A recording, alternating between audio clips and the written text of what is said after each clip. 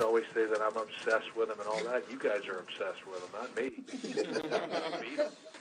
But you're the ones who talk about them every single day. We prepare for them the same way we prepare for every team that we face. Do I obsess with them and all that? You guys write about, yeah, I've lost 7 of 8, so why are you even talking to me? We got no business being on the same field. That's what you said. I've lost 7 of 8 against them, so don't talk to me. Rex Ryan getting testy with the New England media during a conference call on Thursday. Skip, what's your reaction? Stephen A., my reaction as a Brady fan is it scared me.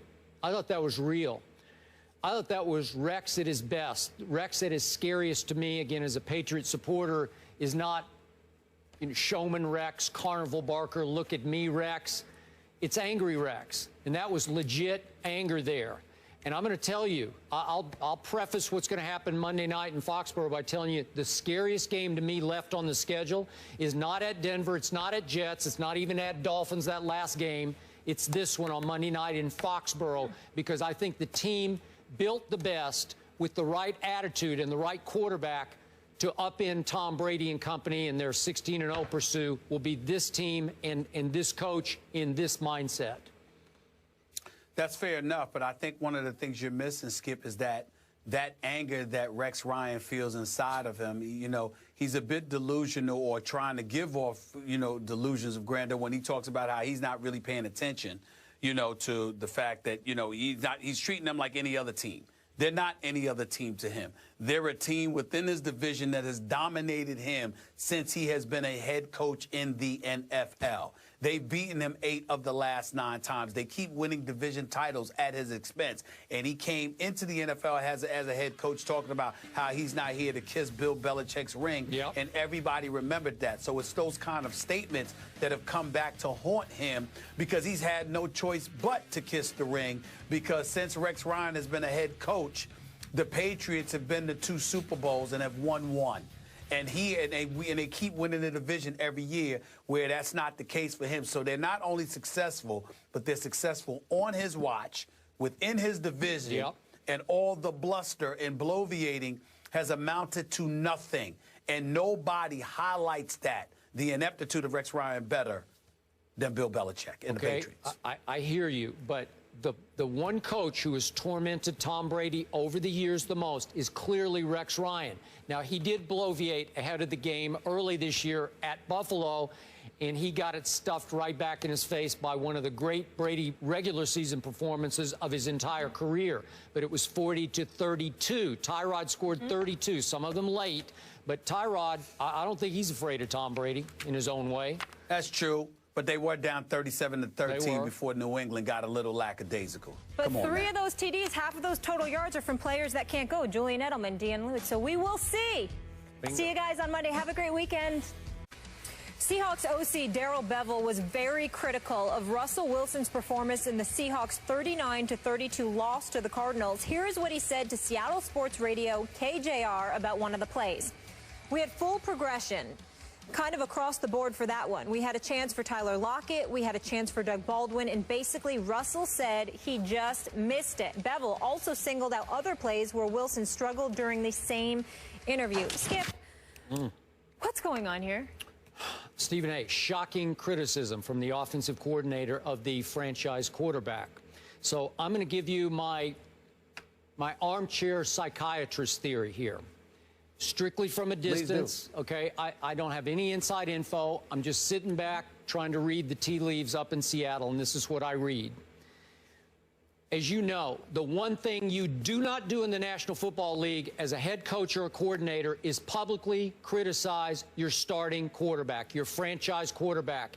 It gets you nowhere. It does you no good, because we all agree it's the hardest position to play in all of sports, and it's a confidence position. You can criticize your quarterback privately, that's fine, but publicly, no good, because you tear down the confidence that it is required to go from Sunday to Sunday in this dog-eat-dog league that is the National Football League. So my theory is that Darrell Bevell is so concerned, as is his head coach, Pete Carroll, about lingering bitterness, animosity, unrest in that locker room over that last play in the Super Bowl, in which obviously they put the ball in Russell Wilson's hands, instead of Beast Mode's hands. You've gone on and on. Worst call in the history of the Super Bowl. And it lingers. It still eats at the psyche of this football team. And they're teetering at 4-5. A lot of people picked them to be in the Super Bowl. You picked them to win the Super Bowl. And it's desperate times, desperate measures, as you said in a previous topic. So, theory. Darrell Bevell pulled aside Russell Wilson and said, I'm going to criticize you on the radio.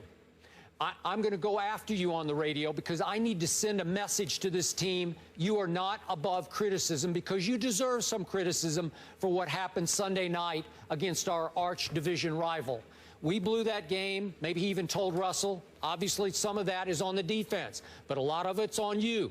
So I'm going to criticize you because we need to clear the air in our locker room and show them, show the defense, that you're going to shoulder your share of the blame also. That's just a gut feeling. So he goes on a big radio station in Seattle, one that's highly listened to, and he tears him limb from limb. It reminded me of Jay Gruden on RG3 last year, when clearly there was method to the madness. Jay just wanted to send the message, he's no good. I got to go with my other guy here. And don't you people see what I'm seeing? So he blasts him publicly, just shreds him, his confidence, and whatever faith Redskin Nation might have had left in RG3. This is the reverse of that because I think he wants to send a message to clear the locker room air in favor of the quarterback and say, we're all on equal footing here. Just my 2 cents. Your thoughts? Not bad. Not bad at all. I mean, a couple of points in terms of him doing it intentionally, pulling Russell Wilson to the side, letting him know that that's something that he was going to do. I didn't think of that initially. That's not what popped in my head. So I'll give you a lot of credit for that because you might be right. I don't know. You know I know quite a few players in that locker room. You do. I've spoken to quite a few players in that locker room, over the last year or so, certainly during this season as well. What I would tell you, Skip Bayless, is that when I first saw, I'll give you what I thought when I first saw these comments. I said, the nerve of this man. Yep. The nerve of this man. Mm-hmm. After that call in the Super Bowl, yeah. You and Pete Carroll, after Marshawn Lynch's mama had to call you out earlier in this year. Yep. When you lost the opener against St. Louis. Suddenly Marshawn Lynch can get the ball now. After watching Russell Wilson get sacked 33 times this year so far, leading the NFL, you got the nerve to talk about him? Let's count the ways. Is it Russell Wilson's fault that they're 18th in total offense? Is it Russell Wilson's fault that they're 20th in scoring? Is it Russell Wilson's fault that they're 21st on third down conversions? Skip Bayless, looking at this number. This is the Arizona game, because obviously a lot of this is feeding off of the Arizona game, right? We got Jimmy Graham dropping 2 passes. We got Marshawn Lynch dropping a pass. We have them committing 8 penalties on offense. Skip, 5 times in the game against Arizona last Sunday night, these guys went 1st and 20 or worse. They had a 1st and 20 or worse 5 times. Okay? That's Russell Wilson's fault too? So I'm like, what's Darrell Bevell's fault? I understand that Doug Baldwin wants to come to the defense of his offensive coordinator, saying he's watch the games, he's making the right calls. There are plays there to be made. Absolutely. Russell Wilson can't be absolved from that. He's the quarterback. There is some culpability. But how the hell does the offensive coordinator get a pass? I mean, with your history, and listen, the Legion of Boom, the identity of this team was about the Legion of Boom on defense and beast mode. And in the Super Bowl, you went against beast mode. So much so, and then you got the offseason that came along, and then training camp arrived, and you didn't sign Cam Chancellor at the time. To the point where beast mode is walking around with a Cam Chancellor jersey on, all right, in support of his compatriot, all right, not to mention the fact that he was threatening to skip the first game, which I reported, because that's how disgusted he was that his man Cam Chancellor wasn't signed. Ultimately, you didn't sign him. You didn't restructure his deal. You didn't get him on board. He decided to end his holdout, come back to the team. There's some residue for that. We understand that. But that's the team.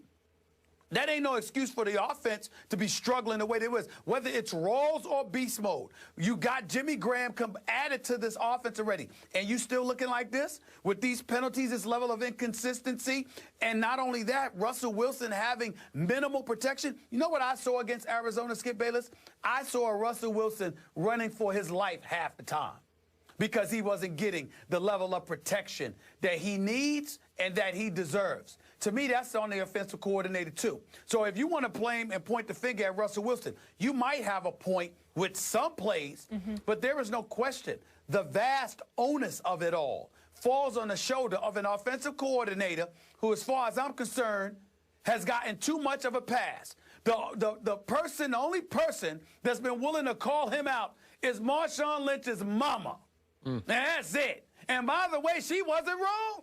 She was right. Tell me what did Marshawn Lynch's mama say that was wrong? I mean, if you think about it. I mean, you don't give him the ball in the Super Bowl, but you give him the ball against St. Louis. You put him in these precarious positions, running him into the ground. I mean, what is that? Okay. So I just look at Barry Bevel. I'm not sold on him. I think he got a lot of nerves calling out Russell Wilson, but all of that doesn't matter if Skip Bayless is right that he pulled Russell Wilson to the side and said, this is a mechanism I'm going to use.